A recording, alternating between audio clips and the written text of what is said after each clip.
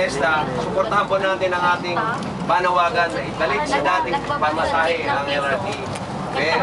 Dahil unang-una po, ang pagsasalam po nito ay para sa business ng Pangilinan at Ayala na siya ngayon ang magpapatakbo ng itong line 1 na ito simula ng Marso.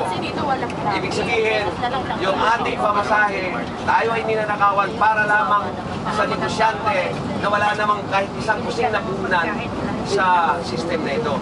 So napakasakit isipin na tayo nagbabayad ng buwis, nagbabayad sa pamasahe, at tayo ba magsusubsidyo sa Ayala at mga Pangilinan na siya ang mag-assume sa operation ng maintenance this coming March itong taon na ito. So sana magsama-sama tayo.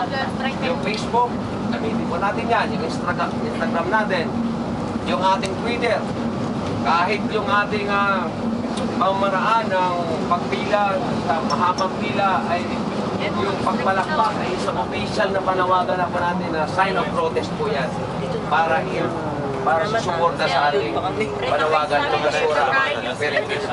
Palakpakan po tayo!